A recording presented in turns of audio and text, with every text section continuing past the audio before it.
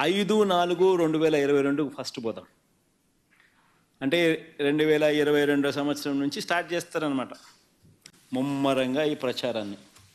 అంటే వీళ్ళ ప్రచారానికి ముఖ్య ఉద్దేశం ఏంటి అని అంటే, జగన్కి ఎవరు లోన్లు ఇవ్వకూడదు, జగన్ ప్రభుత్వానికి కేంద్రం కూడా సహాయం చేయకూడదు, జగన్ ప్రభుత్వం ఫెయిల్ కావాలి, జగన్ ప్రభుత్వం ఫెయిల్ అవుతే తద్వారా రాజకీయంగా వాళ్ళు లబ్ధి పొందాలి. ఇది వాళ్ళకు ఉద్దేశం, బ్యాక్గ్రౌండ్ ఉద్దేశం. ఈ స్కెచ్ని ఏ రకంగా ఇంప్లిమెంట్ చేస్తారు ఆర్గనైజ్డ్ క్రైమ్లో భాగంగా అంటే, ఒక్కసారి గమనిస్తే చూస్తాం. 5/4/2022 ఈ డేట్లు కొంచెం ఇంట్రెస్టింగ్గా ఉంటుంది నేను చెప్పబోయే సబ్జెక్టు, కాబట్టి కొంచెం డేట్లు కొంచెం ఫాలో కాండి. ఏ రకంగా వీళ్ళు ఆర్గనైజ్డ్ క్రైమ్లో భాగంగా ఏ రకంగా తీసుకొని పోతారు అనేదానికి చెప్తా. అప్పుల విషయంలో అప్పులన్నీ కూడా విత్ ఇన్ లిమిట్స్ జరిగినప్పటికీ కూడా చంద్రబాబు నాయుడు గారి కన్నా వైఎస్ఆర్సీపీ ప్రభుత్వం ఇంకా బెటర్గా పర్ఫామ్ చేసినప్పటికీ కూడా ఏ రకంగా దుష్ప్రచారం చేస్తూ పోయారు అన్నదానికి నిదర్శనాలు. 5/4/2022 చంద్రబాబు నాయుడు గారు మొదలెడతారు. మరో శ్రీలంకగా రాష్ట్రం అని చంద్రబాబు నాయుడు అంటారు. చంద్రబాబు స్టేట్మెంట్ వెంటనే ఈనాడులో దాన్ని అలా చూపిస్తాడనమాట, ప్రచురణ చేయడం మొదలు పెడతాడు. దీని తర్వాత రాష్ట్రం దివాలా తీసినట్టు సీఎం ప్రకటిస్తారేమో అని చెప్పి మళ్ళీ చంద్రబాబు నాయుడు అంటాడు. ఇది 13/4/2022 13/4/2022లో అంటాడు. వెంటనే ఈనాడు మేలుకోకుంటే మనకు శ్రీలంక గతే అని చెప్పి రాస్తుంది. ఈనాడు 19/4/2022 వెంటనే ఈనాడు మేలుకోకపోతే మనకు శ్రీలంక గతే అని రాసేస్తుంది. దీని తర్వాత తందన తాన అంటూ దత్తపుత్రుడు శ్రీలంక పరిస్థితికి రాష్ట్రం కూతవేటు దూరంలోనే ఉంది అని చెప్పి ట్వీట్ చేస్తాడు. 17/5/2022.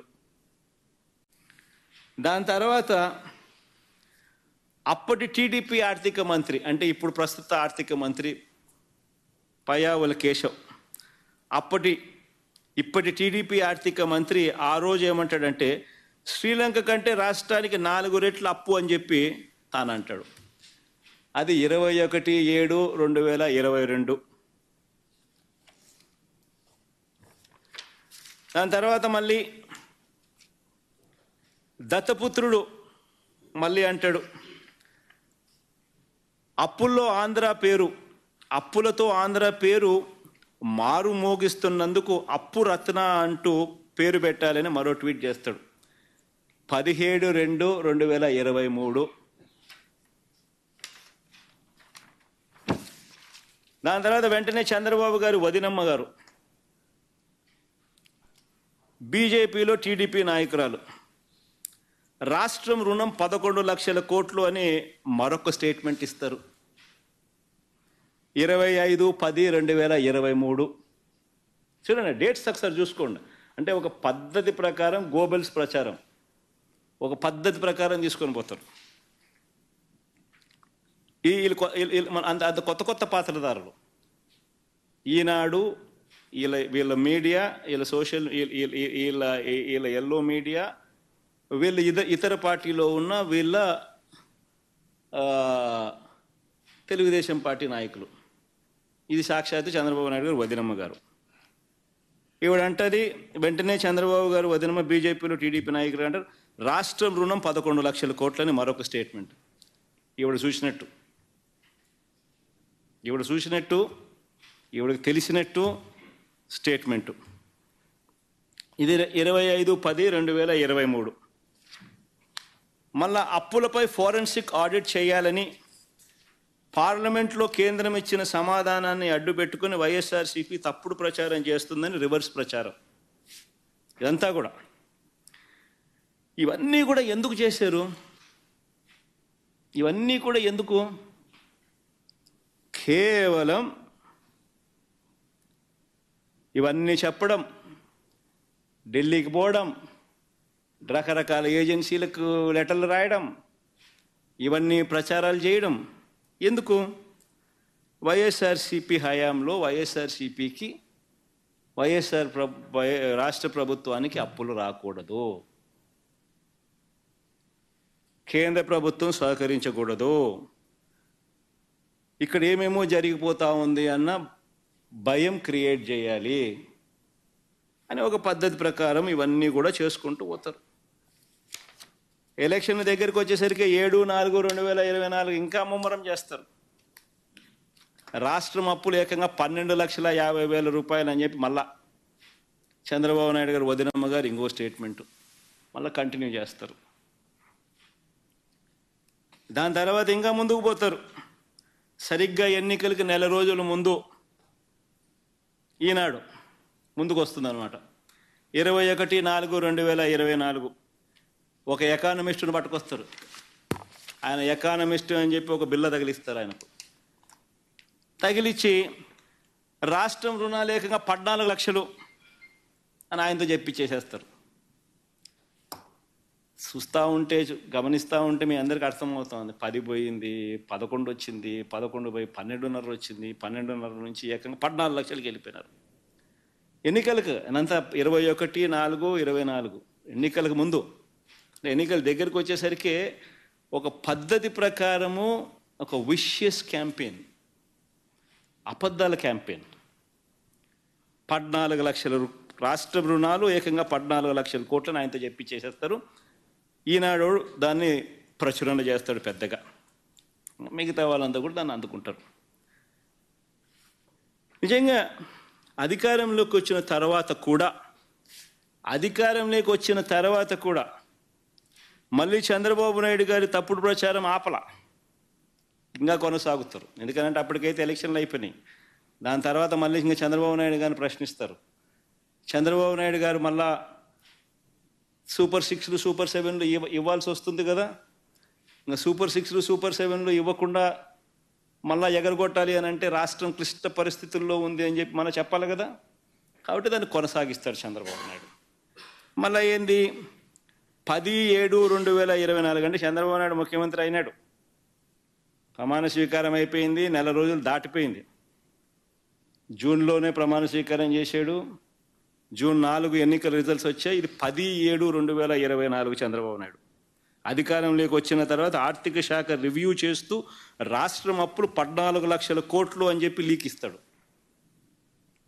అది ఈనాడు వాడు రాస్తాడు, దాన్ని ఈటీవీ వాడు చూపిస్తాడు. దాని తర్వాత 22/7/2024 అంటే ఇది బడ్జెట్ పెట్టాడు. బడ్జెట్ పెడితే ఇవన్నీ వాస్తవాలు బయటకు వస్తాయి కదా, అప్పులు ఎంత ఉన్నాయో తెలిసిపోతాయి కదా ప్రజలందరికీ కూడా, చెప్పక తప్పని పరిస్థితి కదా. కాబట్టి బడ్జెట్ పెట్టాడు. ఎందుకంటే చంద్రబాబు నాయుడుకి ఇంకా కారణాలు కావాలి. సూపర్ 6 ఎగరగొట్టాలి, సూపర్ 7 ఎగరగొట్టాలి. సూపర్ 6 బడ్జెట్ పెట్టి సూపర్ 6 సూపర్ 7కి సంబంధించిన కేటాయింపులు చేయకపోతే ప్రజలు నిలదీస్తారు. కాబట్టి ఇంకా చంద్రబాబు నాయుడు గారు ప్రజలు మర్చిపోయేట్టుగా చేయాలి. కాబట్టి కొనసాగిస్తాడు. 22/7/2024 గవర్నర్ గారి ప్రసంగం అసెంబ్లీలో. ఓట్ ఆన్ అకౌంట్ బడ్జెట్ పెడతారు, పూర్తి బడ్జెట్ పెట్టరు, రియల్ టైం బడ్జెట్ పెట్టరు, ఓట్ ఆన్ అకౌంట్ బడ్జెట్. దాంట్లో గవర్నర్ గారి ప్రసంగం 22/7/2024 రాష్ట్రానికి కాన్స్టిట్యూషనల్ హెడ్ గవర్నర్ గారు, ఆయనతో కూడా అబద్ధాలు చెప్పిస్తారు. రాష్ట్రం అప్పులు 10 లక్షల కోట్లు అని అంటూ అబద్ధాన్ని ఆయనతో చెప్పిస్తారు. సరే సంతోషం, 14 లక్షల కోట్ల నుంచి తగ్గించారు, కనీసం 10 లక్షల కన్నా వచ్చినారు. కానీ 10 లక్షలు కూడా తప్పుడు ప్రచారమే కదా, తప్పుడు ఫిగరే కదా. ఏకంగా 10 లక్షల కోట్లు అని చెప్పి గవర్నర్ గారితో కూడా చెప్పిస్తారు. తీరా మళ్ళా ఈ మాట చెబుతూ ఇక్కడ వెరీ ఇంట్రెస్టింగ్, ఈ మాట చెబుతూ చంద్రబాబు నాయుడు గారు అదే ఓట్ ఆన్ అకౌంట్ బడ్జెట్ ప్రవేశపెడుతూ చంద్రబాబు నాయుడు గారు మాట్లాడిన మాటలు ఒకసారి విందామా? అది కూడా ఎంత గొప్పగా చంద్రబాబు నాయుడు గారు మాట్లాడతారంటే ఒకసారి ప్లే చేయండి అబ్బా. ఫస్ట్ నుంచి మన పెట్టుకో, సౌండ్ బాగా పెట్టాడు.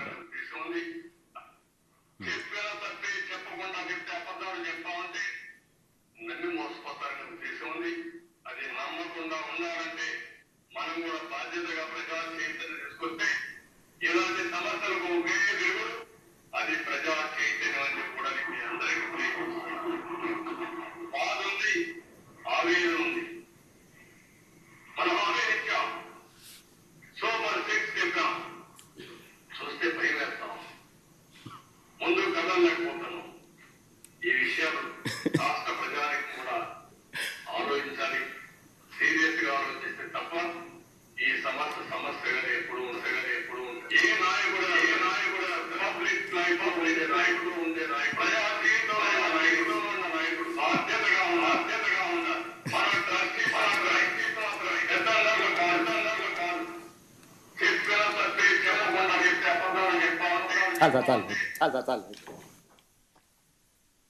చంద్రబాబు నాయుడు గారు గవర్నర్ చేత అబద్ధాలు ఆడిచ్చి అదే దాంట్లో ఆయన ఏమంటాడు,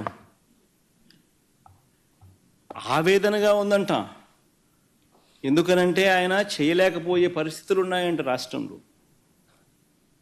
ఇంకా ఏమన్నాడు, వాళ్ళ రోజంత ఒక్కరో ముందుకు వచ్చి పెట్టు ఒకసారి, అది భలే ఇంట్రెస్టింగ్గా అంటాడు.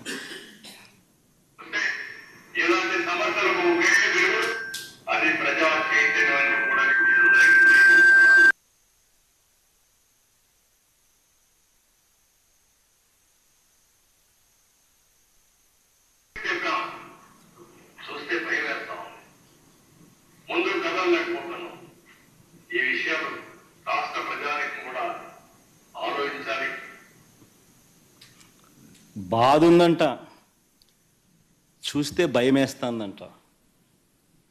అసలు ఎక్కడ ఈ అబద్ధాలు అంటే, ఒక పద్ధతి ప్రకారము సూపర్ 6లు సూపర్ 7లు అన్నది ఇక తెరమరుగు చేయించే కార్యక్రమం. ప్రజలతో పని అయిపోయింది, ప్రజలతో ఓట్లు వేయించుకున్నారు, ఇంకా ప్రజల్ని మోసం చేయాలి. మోసం చేయడానికి కూడా మళ్ళీ ఏంది, కనీసం ప్రజలకు మోసం చేసే కార్యక్రమమైనా కానీ కనీసం నిజాయితీతో అయా నేను నిన్ను మోసం చేస్తున్నాను అని కూడా చెప్పలేరు. మళ్ళా దానికి జగన్ కావాలా, ఎవడో ఒకరి మీద ఏలెత్తి చూపించాలా. కాబట్టి మళ్ళీ దానికి ప్లాట్ఫామ్ సెట్ చేస్తూ ఉన్నారు. బడ్జెట్ పెడితే ఎక్కడ నిజంగా అప్పులు ఎంత ఉన్నాయి, రాష్ట్రానికి ఎంత అప్పులు ఉన్నాయో చూపించాలి, తెలిసిపోతుంది. ప్రతి సంవత్సరం బడ్జెట్ డాక్యుమెంట్స్లో ఖచ్చితంగా రాష్ట్రానికి ఉన్న అప్పులన్నీ కూడా మ్యాండేటరీగా చూపించాలి. కాబట్టి ఓట్ ఆన్ అకౌంట్ బడ్జెట్ ప్రవేశపెడతారు, ఒరిజినల్ బడ్జెట్ పెట్టరు, రియల్ టైం బడ్జెట్ ప్రవేశపెట్టకూడదు, పెట్టరు. సూపర్ 6లు సూపర్ 7లు ఎగరగొట్టాలి అని అంటే ఏం చేయాలి? ఇది బాధగా ఉందంటాడు, ఆవేదనగా ఉందని అంటాడు, కానీ రాష్ట్రం క్లిష్ట పరిస్థితిలో ఉందంటాడు, భయం వేస్తుందని అంటాడు. నిజంగా ఈయన యాక్షన్ చూస్తూ ఉంటే దాన వీర శూర కర్ణలో ఎన్టీ రామారావు గారి యాక్షన్ మీరు చూసారో లేదో కానీ ఆ యాక్షన్ని మించిపోయాడు. రామారావు గారి యాక్షన్ నథింగ్. చంద్రబాబు అనే వ్యక్తి యాక్షన్ మామూలుగా లేదు.